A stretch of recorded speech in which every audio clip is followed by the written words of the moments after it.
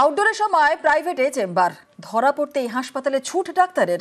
চর্মরোগ বিশেষজ্ঞ এমপিএম এদের বিরুদ্ধে অভিযুক্ত এগরা সুপার স্পেশালিটি হাসপাতালের ডাক্তারের।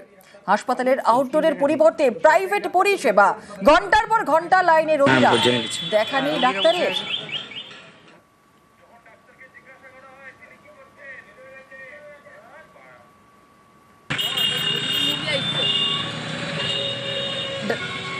ডাক্তারকে যখন জিজ্ঞাসা করা হয়েছিল যে তিনি আউটডোরে কি করছেন, ঠিক সেই সময় সেই চিকিৎসক কি বলেছেন শুনুন একবার।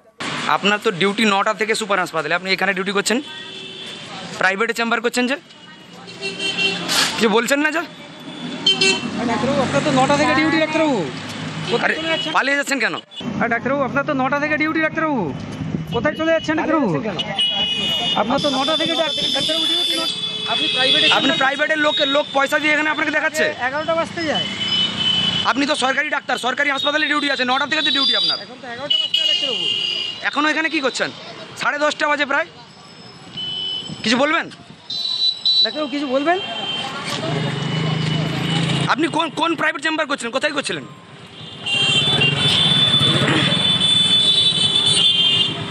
আপনি পালিয়ে যাচ্ছেন কেন ডাক্তারবাবু বলুন। প্রশ্ন করলে মুখে কুলুপ চিকিৎসকের, তবে ভোগান্তি রোগীদের। আউটডোর তো 9টা থেকে খুলে যায়। ডাক্তারবাবু আসেননি, এইমাত্র এলেন। এখন কটা বাজে? 11টা বাজে। কত দূর থেকে এসেছেন আপনারা? অনেক দূর থেকে এসেছি। 2 ঘন্টা এখানে দাঁড়িয়ে আছেন, ডাক্তারের দেখা নেই। আর এই গোটা বিষয় নিয়ে হাসপাতাল সুপার তিনি কি বললেন শোনাবো। তো একবার আমি কমপ্লেন পেয়েছি, ওনাকে আমি ওয়ার্নিং দিয়েছি, ওনাকে আমরা চিঠি ইস্যু করছি যে ওনাকে শুধরাতে হবে, নাহলে ওনার বিরুদ্ধে স্টেপ নেওয়া হবে। ওনাকে আগে ওয়ার্নিং দিয়েছি, কয়েকদিন শুধরেছিলেন, আমার হয়তো করছেন, এটা খবর পেয়েছি আমি। আবার ওনাকে লেটার ইস্যু করছি এবং আয়ুক্তকে জানাচ্ছি যে উনি এরকম করছেন। হ্যাঁ, এটা তো ঠিক নয়, একদমই তো ঠিক নয়, এটা আমি তো মানছি। এবার আমার নজরে এসছে, আমি স্টেপ নেওয়ার চেষ্টা করছি, তাহলে নেওয়া সম্ভব। রেলের জমিতে বাংলার বাড়ি, 2 কিস্তির টাকাও দেওয়া হয়ে গিয়েছে, বাড়িও অর্ধেক হয়ে গিয়েছে, আর সেই জমিতেই রেলের উচ্ছেদ নোটিশ। বিপাকে বারাসতের কদম্বগাছির 300 পরিবার। উচ্ছেদ নোটিশ ঘিরে রাজনৈতিক তরজাও তুঙ্গে।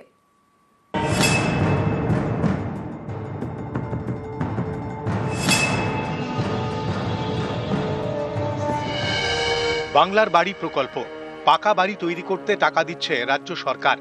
সেই টাকায় বাড়ি তৈরি হচ্ছিল রেলের জমিতে, সেখানেই রেলের উচ্ছেদ নোটিশ। উত্তর 24 পরগনার বারাসাত 1 নম্বর ব্লকের কদম্বগাছি।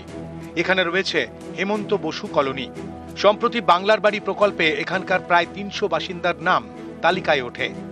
2 কিস্তি মিলিয়ে 1,20,000 টাকায় অর্ধেক বাড়িও অনেকের হয়ে গিয়েছে। এরই মধ্যে রেলের নোটিশ।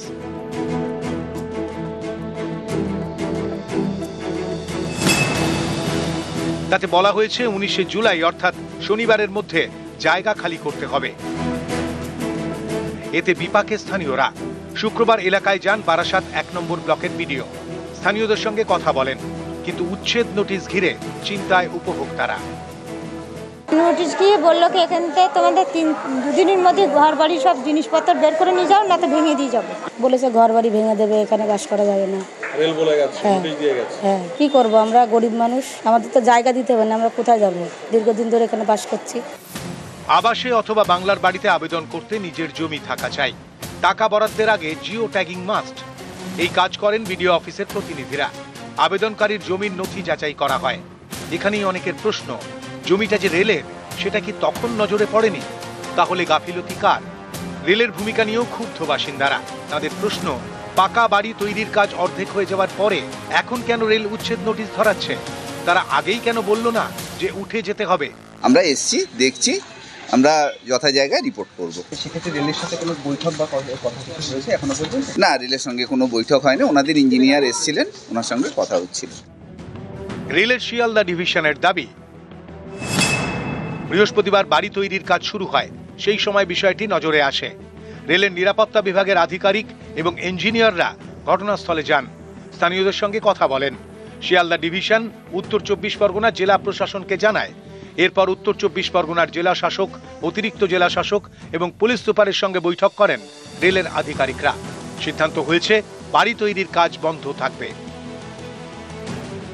রেল তার জায়গা কীভাবে তিনি উদ্ধার করবেন সেটা রেলের ব্যাপার। যদি জবরদখল করে থাকে নিশ্চয়ই তো রেল তার সম্প্রসারণের কাজ ত্বরান্বিত করতে সেখানে জায়গা দরকার হবে, আর সেই জন্যই হয়তো সেটা উচ্ছেদ করছে। তবে কারোর যাতে জমি বা বাড়ি না ভাঙে বা ভাঙলেও যাতে তারা পুনর্বাসন তারা পায়, আমরা নিশ্চয়ই রেলের সঙ্গে কথা বলে সেদিকটাও আমরা দেখব।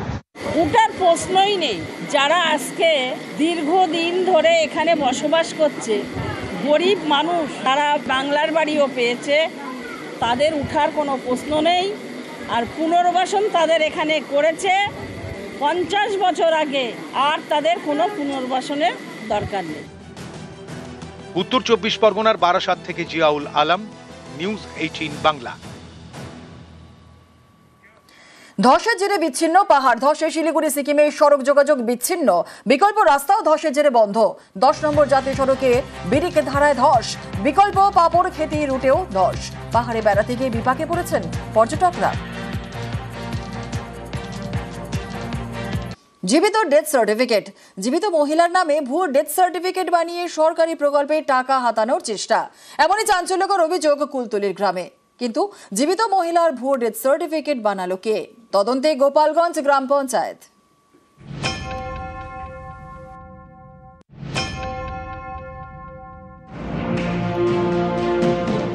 দক্ষিণ 24 পরগনার কুলতলি, এখানকার কুন্দখালী গোদাবর পঞ্চায়েত এলাকার বাসিন্দা সাবানা লস্কর। তার অভিযোগ,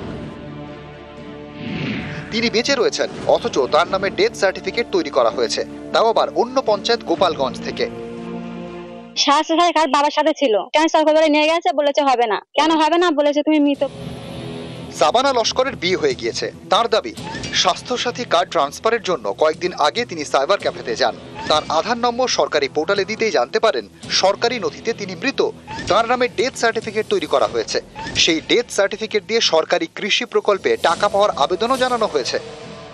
স্বাস্থ্য কার্ড বাবার সাথে ছিল, ক্যান্সার করে নিয়ে গেছে, বলেছে হবে না। কেন হবে না? বলেছে তুমি মৃত বলে একটা মানে দিয়েছে, জেরক্স দিয়েছে। আমি যখন সব বললাম, বললো কেন তোমার বাড়ি গিয়ে চেক করেছি, আমার আধার কার্ডটাও ওখানে দেখেছি। আর বলে সব আমার নামের নাম সব একই, বাবার নামও একই। স্বাস্থ্যসাথী কার্ড ট্রান্সফার করতে গিয়ে বলে তোমার মৃত সার্টিফিকেট তুলেছে তোমার মেয়ের নামে। তারপর আমি এডিও অফিসে গেলাম, সাহেব বলে গোপালগঞ্জ অঞ্চল থেকে নিয়েছে মৃত সার্টিফিকেট। মারা গেলে যে 2 লাখ টাকা পাওয়ার জন্য তার জন্য জমা দিয়েছে। আমি ভিডিও অফিসে অভিযোগ জমা দিয়েছি। আমার মেয়ের লক্ষ্মীর ভান্ডার করে খাচ্ছে অন্যজন, মেয়ের অ্যাকাউন্টে টাকা ঢোকে না।